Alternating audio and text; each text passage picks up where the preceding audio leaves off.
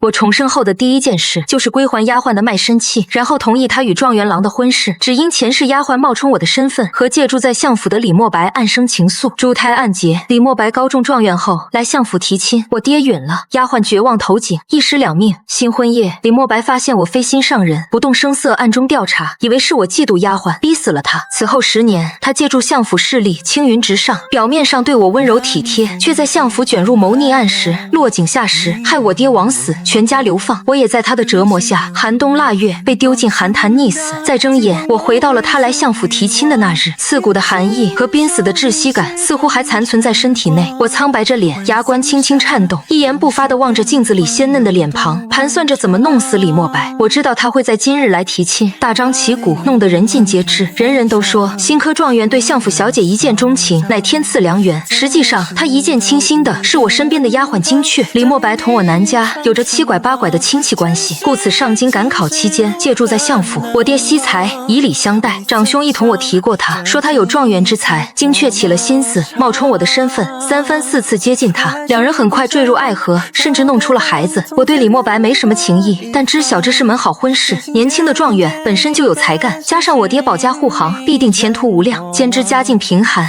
家中只有一老母，无论哪方面都需要仰仗相府，没人敢给我弃寿，所以爹娘问我时，我同意了这门亲事。然而这回母亲身边的陈嬷嬷寻我时，却是说李公子求娶小姐身边的金雀丫头，夫人让小姐自个儿拿主意。我立刻知道李莫白也回来了。金雀告了3日病假，实际上是胎相不稳，她不敢劳累，整日卧床，错过了和李莫白解释的机会。我带陈嬷嬷去耳房找她，这个时候她还看不出孕象，只是气色不好。我说新科状元要娶你，她露出惊喜的神情，又羞涩的不知所措，不敢看我的眼睛。她很怕我追问她和李莫白的事，但我什么也没问。我让另一个丫鬟明婵给她梳妆打扮，带她去前厅见客。李莫白见了她，有一瞬间的愣神，而后眼眶通红。他已有10年未见她，在看向我时，他的眼神变成了仇恨。我的恨意不比他少，我想过隐藏，但一看到他，前世种种压迫而来。我爹被斩首，我娘病死在流放途中，兄长断了一条腿，嫂子为保清白自尽，2个侄子一死一伤，家破人亡，全拜李莫白所赐。满腔恨意汹涌澎湃，根本遮掩不住。李莫白愣了愣，我知道他看出来了，但我不在乎。我说金雀是我南家奴仆，也不知状元郎何时看上了他。不过君子有成人之美，状元郎既有心求娶，我这个做主子的没有不同意的理。我把金雀的身契还给他，你自由了。金雀感动得热泪盈眶，李莫白神色复杂，同我抱拳施礼，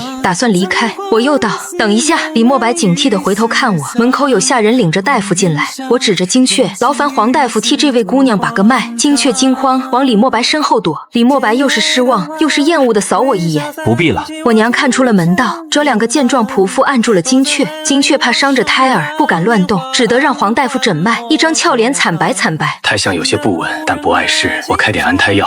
我娘大怒，不知廉耻的东西！金雀又羞又怕，满脸涨红，下意识就要下跪认错。李莫白拉住他，你已不是相府下人，无需跪他们。南夫人，金雀是我未婚妻，还请慎言。他以为自己还是太子心腹，新皇近臣，人人都要看他脸色。我娘气得摔杯子，我爹凉凉看了他一眼。状元郎好大的派头，竟敢教训我相府夫人！李莫白脸色一僵，他回过神来了。除了胎相不稳，还有其他毛病吗？没有了。我看着李莫白，听清楚了，你的未婚妻无病无灾的从我相府出去，以后要是死了残了，可千万不要赖在我相府头上。还有，我相府的丫鬟无媒苟合，私通外男，按律是可以直接打死的。换言之，我可以正大光明打死金雀，犯不着偷偷摸摸逼死他。李莫白听懂了，神色犹疑。我爹让李莫白滚，他滚的时候和赶过来的赵思泽打了个照面，听得赵思泽急吼吼地喊：南伯伯，你别急着把锦屏妹妹定给李莫白，你考虑考虑我。他脸色一沉，又不滚了。赵思则是承恩公府的小公子，皇后娘娘的侄子，我们自幼相识。他上头有2个哥哥，1个姐姐，被全家宠得无法无天。虽然纨绔嚣张，但也不是不学无术。这次科考他和人打赌，竟也考了2甲37名。勋贵子弟不靠功名，他就是证明一下自己不是废物。之后该什么样子还是什么样子。前世他来提亲的时候，我已经答应了李莫白，但我私下对比过，承恩公府的这桩婚事也不错，长辈慈爱，手足和睦。赵思则又是那种没事带你吃喝玩乐，有事替你遮风挡雨的男人。事实证明果然如此，我家出事后，他一改无所事事的状态，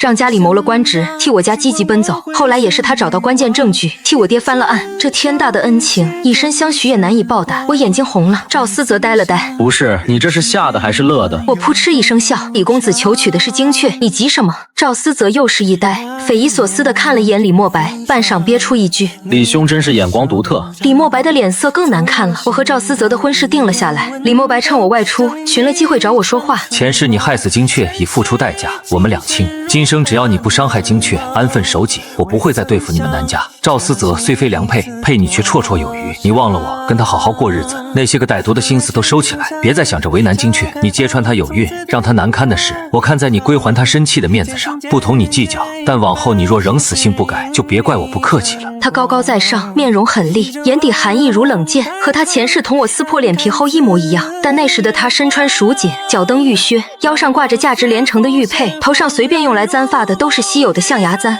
而不是现在一身洗得发白的天青色长衫，身上一件贵重的物品都没有。一个人的威严和气势，有一半是靠外表堆砌而成的。他像一个无能的狂暴者，丝毫没有意识到现在的他一无所有，根本没有和我谈判的资本。我静静看着他，不两清。他叹气，叫我的闺名。锦屏，你这又是何必？我喜欢的从来不是你这种骄纵又不学无术的女子。精确都跟我说了，你的才名都是他和明禅替你打下来的。想来前世你也早知道我和精确的事，却为了嫁给我故意将错就错，又逼死了他。罢了，不提了。你已经做了我10年的妻，该知足了。他果然眼盲心瞎，前世精确不仅冒充我的身份，还偷偷抄下我做的诗词。李墨白受他蒙骗，不知他真实身份，相信他是才女，情有可原。但真相大白，却依旧被他三言两语牵着鼻子走，难道不是蠢吗？李墨白，我盯着他的眼睛，面若寒霜。我爹我娘我嫂嫂和侄子4条人命，不是你说两清就能两清的。还有我肚子里的孩子，10年期间怀孕4次，4次流产，终至终身不能有孕。这桩桩件件，他竟然说两清。我讥讽一笑，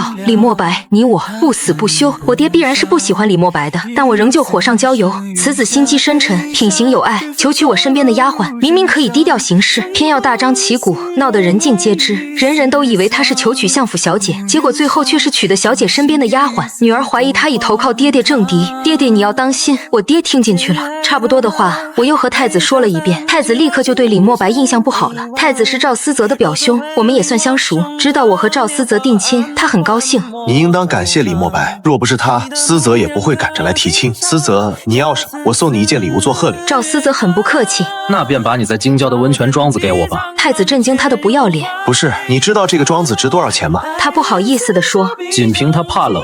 是的，我怕冷。李墨白也知道我怕冷，所以他选了我最怕的方式送我去死。李墨白和精确的婚事定在6月末，很急，但没办法，晚了肚子就藏不住了。前世他和我的婚礼有多热闹，今生他和精确的婚礼就有多冷清。新科状元本应炙手可热，但大家都知道他得罪了相爷，没人愿意为了一个不知前途的小子和相爷作对。再者，状元本应进翰林院任职，但不知何故，榜眼和探花都受了职，唯有李墨白上头什么诏令都没发下来。他们的婚礼在李家租的一进院子举行，地方不大，但李墨白下了血本，请了外头的红白班子做菜，5两银子一席，摆了10桌，还借了邻居的地方。结果一个官员都没来，邻里倒是做了2桌。听说李墨白的脸从头黑到了尾，他觉得是我爹从中作梗，趁我去首饰铺子买首饰的时候又蹲到了我。你以为前世我能做到高位靠的是你爹吗？太子赏识我，乃因我们政见一致，兴趣相投，因我有真才实干，能助他治理国家。他嘲笑我无知妇人，眼界狭窄，以为这样就能阻挡我。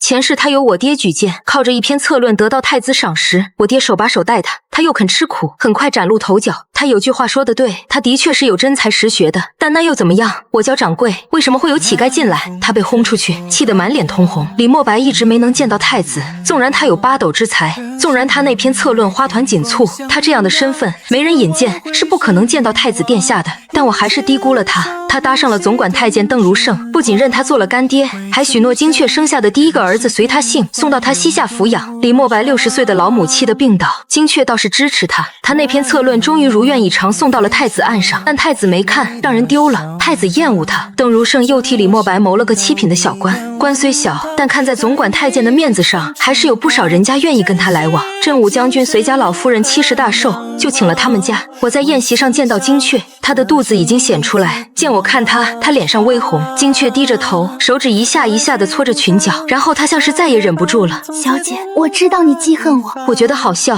我为什么要记恨你？我的夫君是科考第1名，你的夫君却是2甲37名，你身份高贵，我只是个丫鬟，我的夫君胜过你的，你自然心中不平衡。他自有一套逻辑。我笑，你想多了。状元虽然厉害，却不是什么稀罕物。从开国至今，我们天朝总共出了56位状元，再过3年，马上还会再多一个。你大可不必觉得人人都稀罕。再者，我可过不了苦日子。金雀的眼泪没忍住，她哭着要跑，随暖及时拉住她：“你少说2句，别在我家搞事，人家还怀着孩子呢。”她是镇武将军侄女，和我一向不对付，一直跟我争端京第1才女的名头，也不见得是替金雀出头，就是抓紧一切机会呛我。我却是眼眶一热，语气也不由柔了几分。好，看在你的面子上，我不同他计较。随暖像见了鬼一样。南锦屏，你吃错药了。前世随家和我们南家一样，也被卷入了谋逆案。不同的是，随家并不无辜。随暖的大伯镇武将军是真的勾结了安王，在安王攻入端京时大开方便之门。后来安王兵败，镇武将军被乱箭射死，随家满门抄斩。但因随暖长得有几分像金雀，李墨白救下了他，纳入后宅。他表面上和我不和，暗地里却帮了我好几次。我病得快死的那次，李墨白不让人请大夫，是他故意把自己折腾病了，趁机跟大夫要来了药。我被李墨白扔进寒潭的时候，他奋不顾身要跳下来救我，但却被李墨白拦了下来。我站起身来，我抱了抱随暖，我宣布，以后你就是端京第1才女了。我南锦屏甘拜下风。南锦屏，你别这样，我害怕。金雀没挨到散席就走了，我追上去，他很警惕地同我拉开距离。你想做什么？我轻轻笑，你有没有发现，你和随暖有几分相似？不过随暖比你美，比你有气质，比你有才华，家世也比你好。但是听说随家长辈不大看得上李墨白。你在挑拨离间？你可以去问问李墨白，他仓皇而逃，眼底隐有泪意。我知道他不会去问，他只是一个被父母卖给人牙子的丫鬟，背叛了主家。除了李墨白，他无人依靠。不管我说的是不是真的，他都不敢去质问李墨白。他只会暗中观察，然后会发现李墨白的确对随暖另眼相看。女子孕中本就多思，任何蛛丝马迹都会被他放大，他必定不得安生。我转身，随暖就站在我身后，皱着眉：“你同他说了什么？他跟见了鬼似的。”“没什么。”“你今天怎么怪怪的？”我不同他解释，只是低声道：“你大伯似乎在跟什么人来往，让你父亲留心一下。”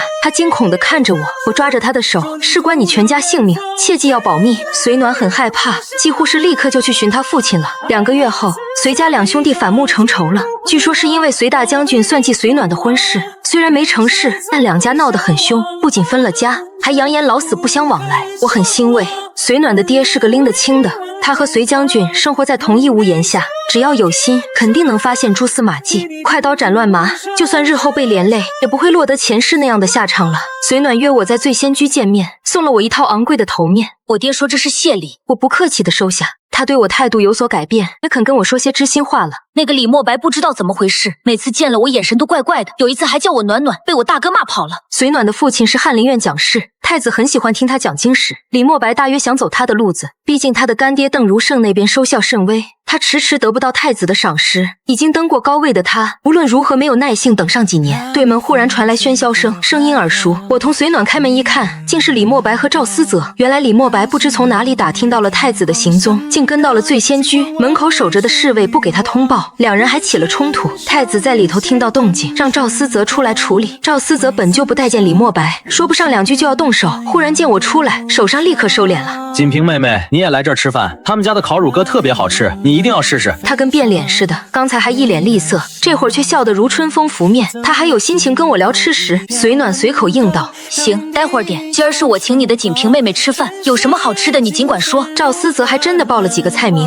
李墨白喝了酒，怒意勃发，胆气冲天。我说了，我要见殿下。赵思泽嗤笑：“你当殿下什么阿猫阿狗的都见，赶紧走，别妨碍我跟锦屏妹妹说话。”李墨白的怒火烧到我身上。南锦屏，是不是你跟殿下说了什么？殿下看了我那篇策论，不可能不见我，一定是你怀恨在心，在殿下面前诋毁我。随暖不可思议地看着他：“你在说什么？这跟锦屏有什么关系？”李墨白对他倒是神色柔和：“随姑娘，你离南锦屏远点，她心思歹毒，无才无德，嫉妒心又重，你样样比她出色，总有一天她会害了你。”随暖气得脸都红了：“你有病吧？”我一点没生气。李墨白这样失态，恰恰说明他心态崩了。但这还不够。我问：“什么策论？是殿下让人丢掉的那篇吗？”是吧？不清楚。不过锦屏妹妹说丢了，肯定丢了。就算没丢，回头我也让殿下给丢了。我和他对视，情意绵绵的笑。李墨白气得失去理智：“南锦屏，你别敬酒不吃吃罚酒。我有没有警告过你别耍手段？你是一点不把我放在眼里。”他浑然把前世今生搞混了。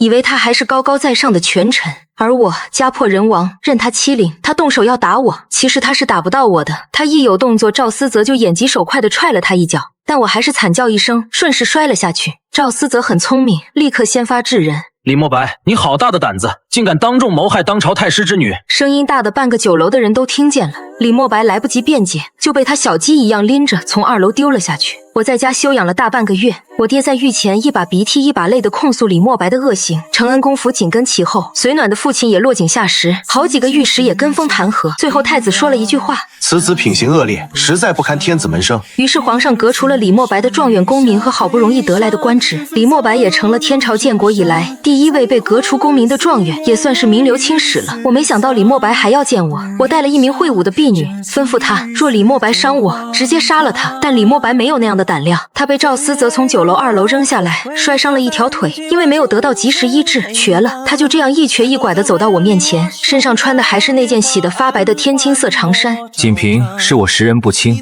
遭了蒙骗。原来金雀一直在骗我，他只是识得几个字，不会作诗作画，也不会弹琴。我喜欢的人一直是你。金雀的话骗得了他一时，却骗不了他一世。朝夕相处，很容易就露出破绽。我知道你对我有情，你用暖暖挑拨我们夫妻之间的感情，就证明你还在乎。锦屏，你已经害我没了功名，也该气消了。我答应你，我会娶你，我心甘情愿地娶你。以后我们好好过日子，我会让你做一品高明夫人，成为全端京人人羡慕的女人。男人啊，他们的自信有时候真让我羡慕。我无语地看着他。那金雀呢？她骗婚在先，我不休她，已经对得起她。看在她怀孕的份上，我留她做妾。反正她从前也是伺候你的，以后就继续伺候你。我忍不住哈哈笑。李墨白，前世你为了替金雀报仇，隐忍10年，我还以为你对她的情分比海深比山高，没想到不过如此啊！你为了荣华富贵，竟然想贬妻为妾，呵呵，真是可笑。你当我是什么很贱的人吗？你一介白身，一贫如洗，你凭什么觉得我会不要承恩公府的公子而选择你？他脸色大变，青白交替。我继续刺激他。你不是说你荣登高位靠的不是我们相府吗？现在你看到了，你就是吃软饭的，没有我们相府，你什么都不是。你这一生也就这样了。有我们相府在，你永远别想走到太子身边，你永无出头之日。李墨白后来有很长一段时间没有出来蹦跶，直到安王进京。安王是当今圣上最小的弟弟，只比太子大4岁。相比较太子的勤政好学，他就像一个反面教材，文不成武不就，整日就知道吃喝玩乐。不过这都是他的伪装。前世直到他举兵造反，都没人看出过他的狼子野心。安王的封地在安阳，平时无诏不得入京，只有过年会依照祖例进京陪他的母妃穆太妃2到3个月。他和穆太妃母子情深，前世造反也是等到穆太妃过世之后，我派去盯着李墨白的人禀告说，李墨白暗中投靠了安王。我松了一口气，李墨白果然没让我失望，已经尝过权力的滋味，他怎么可能甘心此生只做一个平民百姓？得不到太子的赏识，他可以得到安王的赏识。没有人比他更清楚，安王会在10年后造反，而且差点攻入皇城，是他冒着生命危险孤身前往敌营，瓦解了安王和其军师的信任，让他们反目成仇，军心大乱，让太子有机会带兵将他们一举歼灭。他是平反的大功臣，是百姓的大英雄。正因为如此，后来他指证我爹的言辞，才没有人怀疑。他甚至为了替我爹求情，跪在勤政殿外面，将头磕得鲜血淋漓。我南家没有被满门抄斩，也是他不要赏赐换来的。多么重情重义的男人，谁能想到他当面一套，背后一套。我没有跟太子提过安王会造反的事，没有证据，空口白牙诬陷皇族，只会让太子对我反感。更何况安王虽然不着调，对太子却是极好，还救过太子一命。太子对这位小皇叔也是能宠就宠，绝不容旁人随便污蔑。李墨白也知道这一点，他一点不怕我去告密，甚至巴不得我去告密10年后才会发生的事，现在一点影儿都没有。他非常自信地认为，这一世没有他的阻拦，安王一定能谋反成功，登上95之尊的位子，而他有从龙之功，也必将1人之下万人之上。我虽然没有告诉太子，但我告诉了我爹。我说我做了一个噩梦，我爹当我胡思乱想，并不当真，但我预言了接下来几天会发生的事，他就变得慎重了。安王进京以后，同往年一样，打着吃喝玩乐的幌子，同不少朝臣攀交情。我爹喜欢古画，他就每年送他一幅，今年送的是王冠谦的《江山图》，前世就是这幅画，成为了我爹私通安王的铁证。这幅装裱好的画的轴杆里藏着一封安王收买我爹的信件，原本是没有的，是李墨白趁乱从安王处搜来，悄悄藏进去的。我爹百口莫辩，这一世有了我预警。我爹断然拒绝了安王的示好，并把以前安王送的古画趁着除夕宫里赐宴，硬卖给了朝中其他几位爱好古画的大臣，把得来的钱财一分不剩，全捐给了边疆战士。我爹被皇上大赞高风亮节，一心为民，乃百官表率，惹得其他大臣也不得不忍痛捐款。相府的这些小动作，李莫白全看在眼里，但他毫不在意。和安王撇清关系有什么用呢？等到安王登基，他一人之下万人之上的时候，清算一个相府又算得了什么？正月里，精确的孩子出生了，是个儿子，一出生就被李莫白抱给了邓如胜。他如今表面上一家老小全仰仗邓如胜，没了官职俸禄，只能在邓如胜的铺子里当长工。精确刚出月子就要给人家洗衣服赚家用，食指冻得红肿，和当初在我身边当丫鬟相比，简直一个天上一个地下。我在街上碰到他，他穿的也单薄，身上什么首饰也没有。我请他去醉仙楼吃饭，他吃到差点吐出来，最后伏在桌子上呜呜哭。小姐，我后悔了，我不该冒充你勾引他。隔壁有交谈声隐隐约约传来，当然本来隔音效果没这么不好，是我做了点手脚。他听出了李莫白的声音。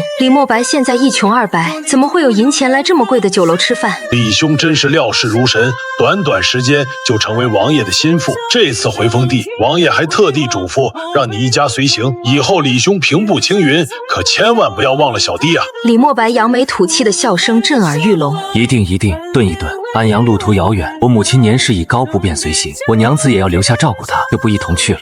那人随即发出猥琐的笑声。既这样，李兄身边也是少不得人照顾的，不知李兄喜欢什么样的解语花，我好让安阳的人提早准备。李莫白想了一会儿，随家大姑娘你可认得？原来李兄喜欢这样的，相府千金那样的也勉强可以。接下来便是推杯换盏的声音，精确的神情从诧异到惊喜，再到失落气愤，最后变成了绝望。原本就没有光的眼睛变得更加死气沉沉。小姐，我该怎么办？我该怎么办？3月12，安王启程回安阳。半个月后，安王的生母宫里的穆太妃被人毒死，查来查去，查到穆太妃身边的宫女身上，用了极刑。宫女交代是受安王身边的吴先生指使，这位吴先生表面上是安王养的门客，实际上是他的军师，极受安王重视。穆太妃一向身子骨不好，缠绵病榻多年，但却怎么也不死。吴先生等了许多年，终于等不下去了。前世他让人下的是慢性毒药，足足用了2年，才一点点夺去了穆太妃的生机。穆太妃一死，安王再无顾忌，举兵造反。但李莫白查到了真相，在紧要关头给了安王致命一击。安王和吴先生反目成仇。前世吴先生是7、8年后才动的手，李莫白可等不了这么多年，他提前动手，也是慢性毒药，差不多1年后毒发。但我让人换成了剧毒。安王的门客为何要谋害主子的生母？太子继续查下去，就查到了李莫白身上，这才发现他竟跟着安王去了安阳。他的妻子主动交代，李莫白走前交给他一本账册，吩咐他好好保存，还说他们马上就能飞黄腾达。那本账册记录了安王和朝中以及各地官员的人情往来，数额之大，令人啧舌。太子还有什么不明白的？首先控制了镇武将军，随即派人快马加鞭查抄了安王府，不仅搜出了安王丝质龙袍，还发现他暗中练兵囤兵器，妥妥的造反证据。安王一行人在半路就被捉回了端京。李莫白一人之下万人之上的美梦刚刚萌芽，便被我扼杀了。他太自信了，我是没有证据，但我可以栽赃啊。李莫白斩首的前夜，我去牢里看他迷茫的靠在墙壁上，一下又一下的撞着头，嘴里喃喃：不对不对，哪里出错了？不应该是这样，不应该的。看到我他也没什么反应。你是来看我笑话的？我是来让你死得明白的。他猛然反应过来，不敢置信地瞪着我。是你？不可能，你不可能知道那本账册，那本账册10年后才会出现。前世的确是有那么一本账册。安王伏法后，李莫白私藏了这本账册，没有上交。他想用来掣肘和安王有私的官员，拿捏他们为自己所用。还有穆太妃的死因，他也从来没有跟我提过，是暖暖告诉我的。我静静注视他，你拿暖暖当替身，什么都跟他说。可是他什么都跟我说，账册是我假造的。回来的那天，我就根据前世的记忆，将那本账册里的内容默写了下来，没有1、5、1、10，但也7、7、8、8。李莫白哈哈大笑起来，竟然是这样。竟然是这样，